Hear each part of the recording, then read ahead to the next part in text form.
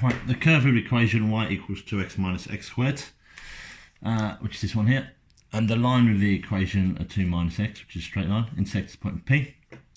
The finite region bounded by the x-axis and the curve is line R, goes straight to the right. Right, find the coordinates of P. That's just a simultaneous equation. So it's 2x minus x squared equals 2 minus x. Because they both equal to y, I've just substituted them straight away. So I'm going to bring my x over and my 2x over, which would be 2 minus x plus x squared, because I'm bringing this over, and minus 2x, which gives me x squared minus 3x plus 2. Let's see if I can factorise this. It's nice I can, so there's no messing around here. It's going to be minus 2 and minus 1. So my x solutions are either going to be 2 or 1. Okay.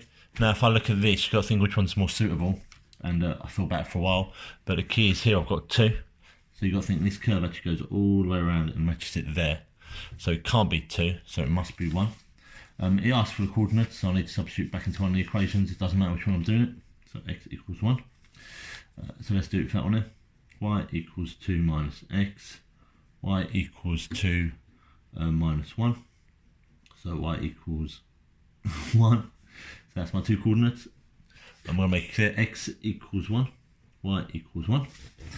Okay. Calculate the volume of revolution when r is rotated through 360 around the x-axis, giving your answer in the form of k pi, where k is a rational number. Okay, so I'm going to have to split this diagram up, and we'll split it straight down. Now, I can treat them both as revolutions, but this shape here is actually going to be a cone. So I could work out the area, the volume of a cone if I wanted. Let's do the first bit first, which is my quadratic part, 2x minus x squared.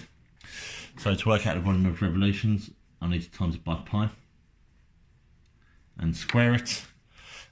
So I'm going to leave pi for a bit, so I've got 2x minus x. And I always find it's good to do this when I'm squaring, just so I don't make any mistakes. 2x times 2x is 4x squared.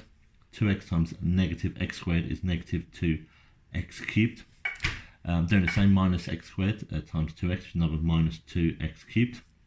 Minus x squared times minus x squared is positive x to the power 4. Squared x to the power 4. These two go together to be minus 4x to the power 3. Okay, good. And then I'm going to have to integrate this. I'm looking at my things, it's going to be from 0 to 1. Okay, so from 1 to 0, and I bring my pi out. So when you're integrating, you add 1 and divide it. So it's going to be x cubed. It's going to be 4/3. It's going to be x to the power 4.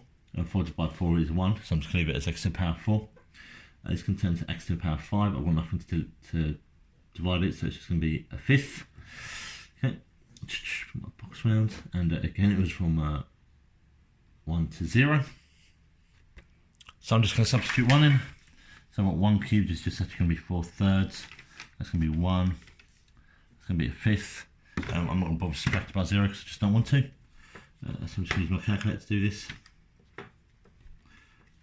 4/3 minus 1 plus a fifth, which gives me the answers of 8/15. Okay, that's one region. I'm going to save that answer for later.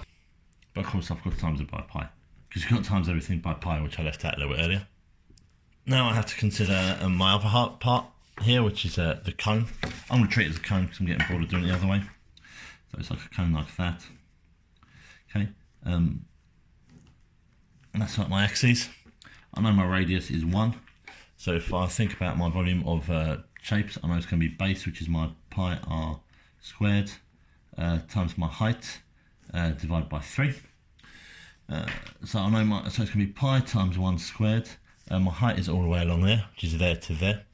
Okay, if I know that point is 1, I know that distance is 1 again. So it's just going to be times by 1, divided by 3. All of this just becomes pi over 3. Pi over 3. Okay, I have to add the two numbers together. If you remember, it's actually 8/15 pi plus pi over 3. And we'll treat it as a third over pi. Let's do it the long way. 8/15 pi plus, so this third I'm going to have times by 5 to make 5/15 pi. Okay, easy, I'll keep my denominators the same. 8 plus 5 is 13 pi, and the question I think was actually asking us in terms of pi. In terms of k pi, so k is going to be 13 over 15.